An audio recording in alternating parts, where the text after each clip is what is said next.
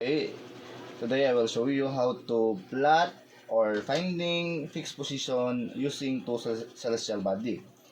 So in her situation, we have the star Merkab and the Rosal Jode.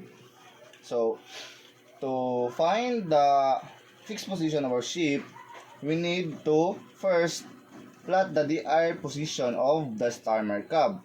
So the DR position is, our latitude is 44 degrees 10 minutes north, and the latitude is 169 degree 30 minutes east. So first, we need to locate the longitude, which is 44 degrees 10 minutes north. So ito nga ito natog marker siya, mo na ang north nga 44 degrees and 10 minutes. And next is the latitude. Putang po na to. Put a marker. 169 here and 30 minutes. 10 on 1, 2, 3, 4, 6, so 30 minutes. So put a marker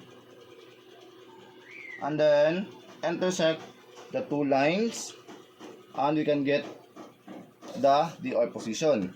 So to indicate the DR position, we need to put a triangle so we can identify that is the DR position. So next, we need to find the azimuth of the Merkab, the star Merkab. So our azimuth in Merkab is 85.2. So use the compass rose to find the 85.2. And here we can get the 85.2, and then transfer the line to our DR position. So since it is stated that in our intercept it is 2.5 away, so when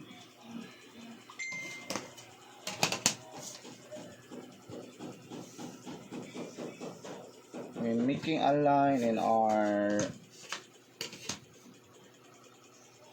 starting the line, so we will, the direction is away from the compass rose.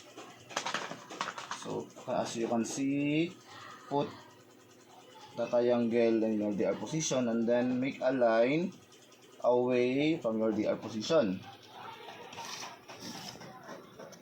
So here, nakabutan na tagline, and then our intercept is 5.2 away. So i-measure na nato diri sa kilid.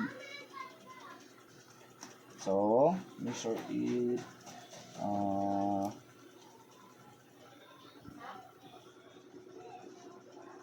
5.2. 5.2.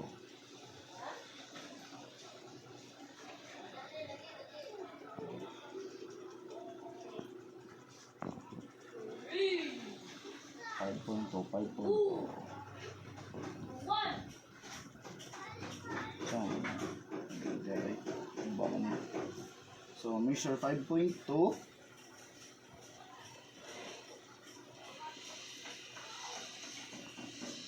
Triangle is 5.2, and then transfer it to your DR position, and then make a marker para matimaan siya.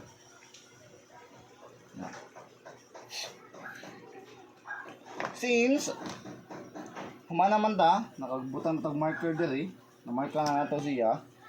Ang aton next is need naton kuhaon ang position line. PL1, position line 1. So we have the 85.2 na azimuth. So we need to plus and minus 90.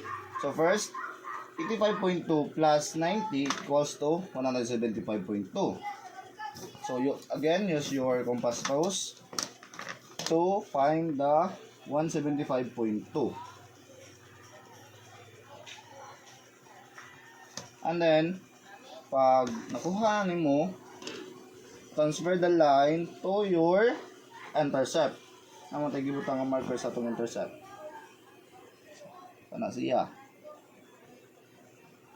Kita nimo diri nga bagi sa sabkapadong ubos.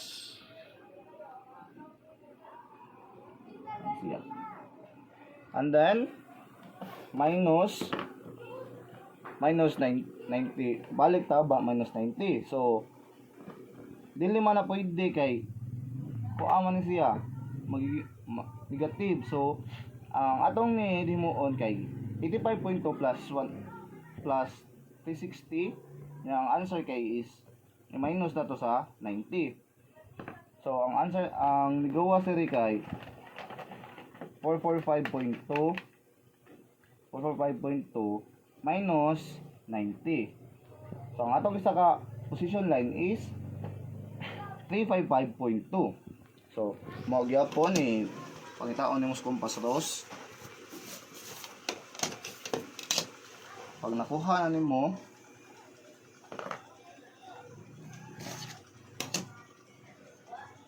i-transfer sad nato at dito sa atong intercept.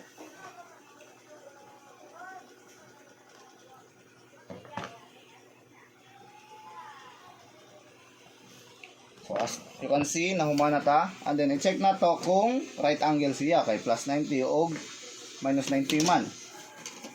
Check na to siya kung 90 degree good. Kadi 90 degree siya. Ang sa ubos sa tanawa na to. Tanawa na to kung 90 degree sa. Dara, as you can see, makita na to nga sakto gyud siya nga 90 degree. So, since nga manata sa atong isa ka celestial body, which is the star Merkab, and our goal for today is to find the position, fixed position using two celestial body. Ang next step naman is ang atong isa ka star kasi kaning Rosalyuds. So ang atong buhaton ani diri kay given naman ang iyang azimuth, panginaon na to ang azimuth niya, which is 83.3. Mao gyapon ang buhaton diri. Ang nakalahi ra kay kaning second celestial body wala na siya DR position kay isa ra man ang DR position. So since nga natay DR position ganiha, mao gyud pa tong gamiton. So tibalhin ang 83.3 padung sa atong DR position, and then since nga towards man siya, so towards to our compass rose ang direction.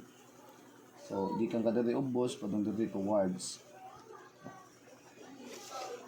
Yan na plot naman nato ang iyang azimuth, ang iyang ZN.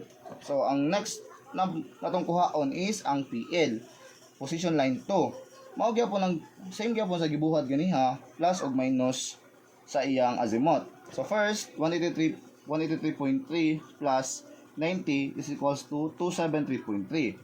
So, mao gyapon ang buhaton. Pangitaon nato diri sa atong compass rose.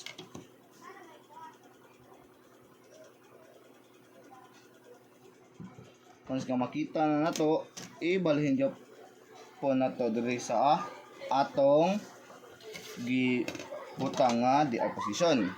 So before that, kay ba naman ta ang atong sa buhaton kay kuhaon sa nato ang intercept. So ang intercept diri sa second celestial body is 6.4 towards. So measure na sa balik. Measure sa nato ha. Measure sa nato balik. 6.4. 6.4. Mao ni siya, and then since towards man padung sa atong DR, sa ato siya i-plot. Ato siya itong gadi. Nya butang man sad nato marker. Once abutang nato marker, mo balik na ta katong pagkuha sa PL position. Una, first butang sa imong intercept, and then magkuha na ka sa imong position line. Kuha na tong 273. Pag kuha kay transfer na nato atong intercept.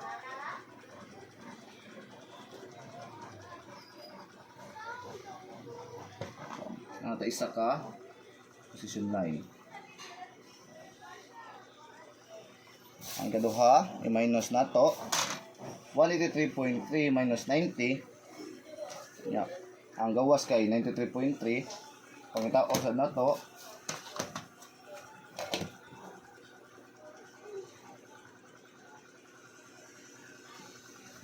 Kana paghuman ato may balhin nato sa atong intercept. Balhin nato sa atong intercept. Siya, niya. So, mga na, nakakuha na tag atong position line to. So, i-check sa nato kung 90 degrees siya.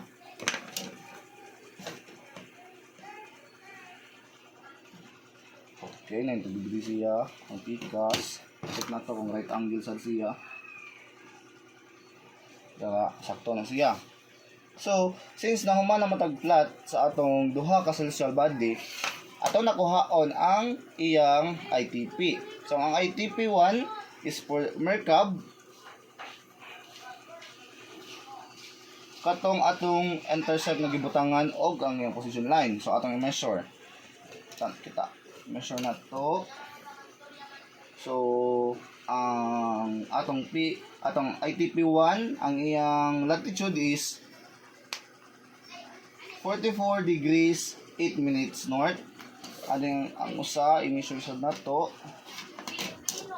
babaw, which is 169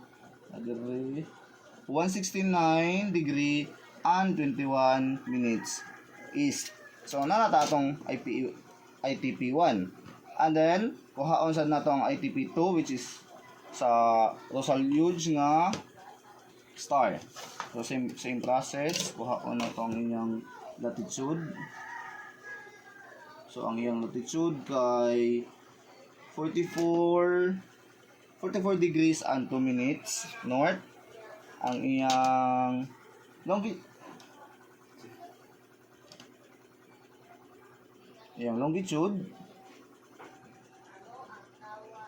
straight na diri. So nagyapon diri.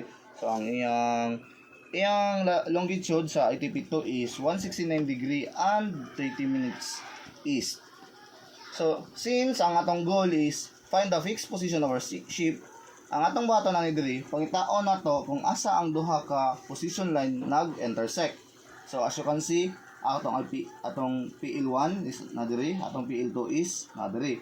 So tungod nga nag-intersect sila diri, mao na atong fixed position. So paano pagkuha sa atong fixed position? Same gyapon siya sa pagkuha sa ITP. So first isukod nimo diri. So as you can see, na diri gyapon. So 44 degrees and 2 minutes north ang iyang latitude. And then ang longitude, pangitaon sa nato. Na diri straight lang, straight. So straight. So ang iyang longitude is 169 degrees 21 minutes east.